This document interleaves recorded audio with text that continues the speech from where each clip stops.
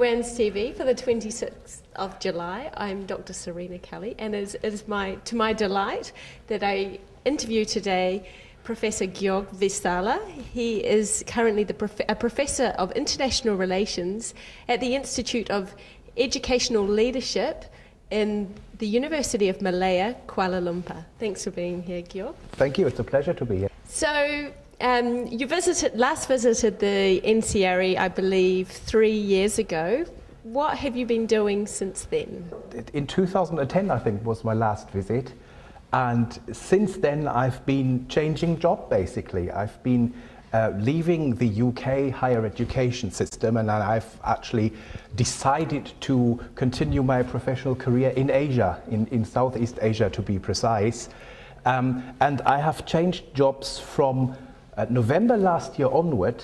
I went to work for the Asia-Europe Institute of the University of Malaya, because that linked in best with my own research and writing. But only quite recently, 3-4 weeks ago, I changed over to the Institute for Educational Leadership, which is also part of the University of Malaya, and is a very exciting place indeed to be, because it combines really well my research interests and my writing with daily teaching. And I understand you are in the process of finishing another book. I try very hard to, Serena. It's coming very, very close to the deadline now. Indeed I am. This new book of mine is called European Studies in Asia. I believe in keeping the title simple.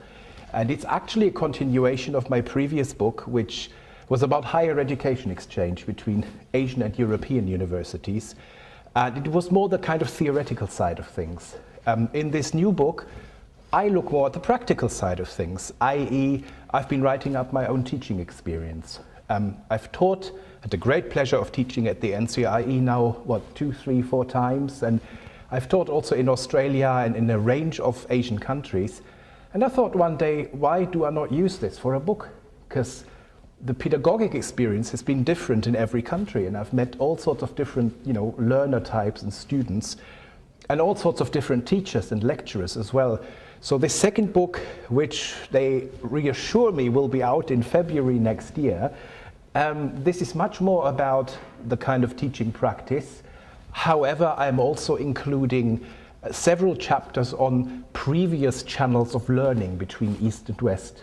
For example, between the Dutch and the Japanese in the Edo period, or indeed about the Silk Road. So we have a little bit of history and a lot of practice in this book, and I can't wait to finish it, to be honest. It certainly sounds interesting. I myself have sat in on some of your lectures before. I understand the NCRE is included in, have we got a chapter?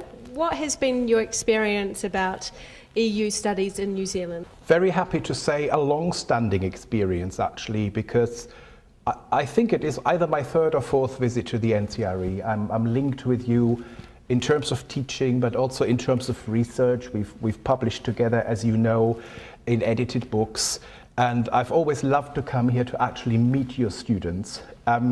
What is always of most interest to me is the students' view of the world.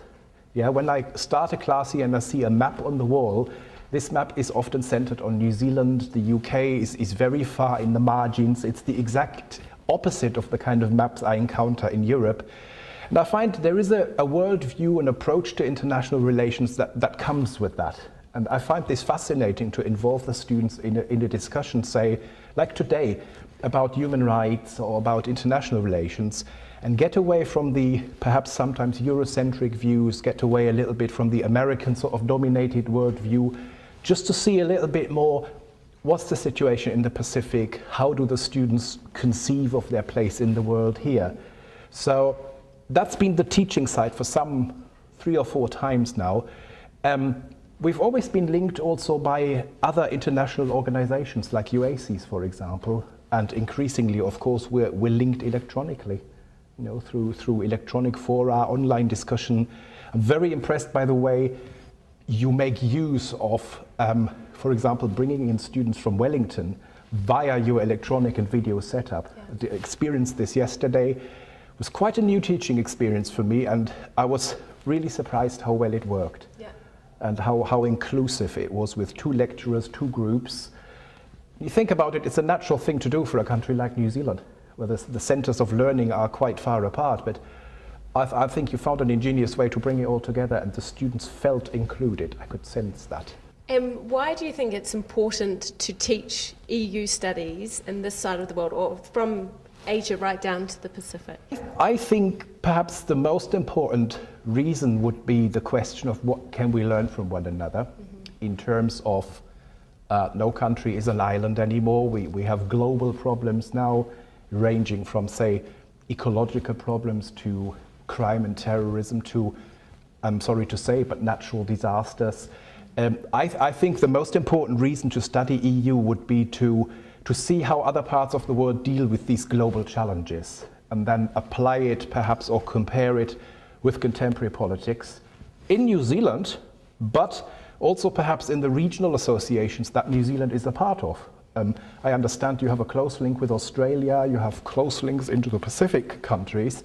I think there's an awful lot of research agenda there to be explored. Also, I think a second point, for cultural reasons. I think it would be a great experience for a European Studies student to be here, to come to New Zealand, and vice versa. I know there's been a debate in New Zealand about what is New Zealand identity actually like. Is it Pacific, or is it Asian, or is it European? I think this kind of thing could be promoted or discussed a lot in the framework of European studies. And just for the experience of actually coming to another part of the world where the map shifts radically and something else is in the center of the map, I think for a young person that would be a great experience. It sounds a bit oldish when I say this, but I wish I had had these opportunities when I was a student, you know.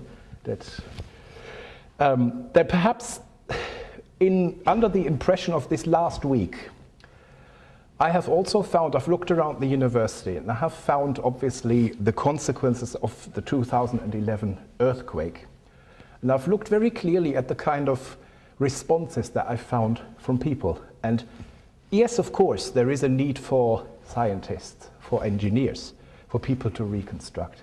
But all the responses I've seen in town, talking with people, have been human responses, and have been responses that you could unlock with a humanities science, with studying, you know, how people think.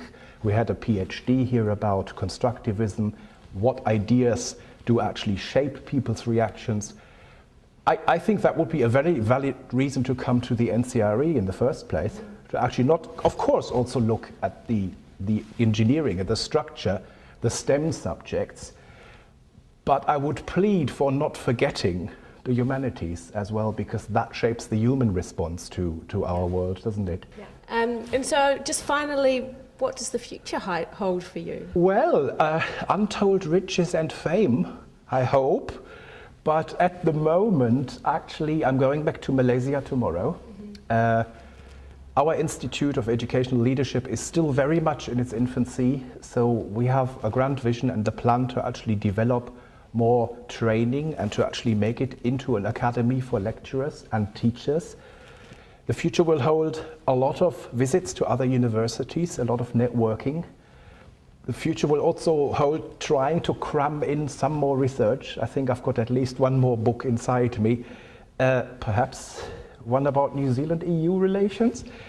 But above all, I think the future will hold teaching and getting in touch with students, well, all over Southeast Asia, really, and importantly also with their lecturers. My contract is not permanent at the moment. It's temporary until the middle of next year. I'm looking around, I'm hoping to find something more permanent in this period. So it has become slightly more uncertain, but very, very exciting. That's great to hear, and I look forward to reading your book when it comes out in February next year. Thank you for being here again. Thank you very much for hosting me. It's been an absolutely great time.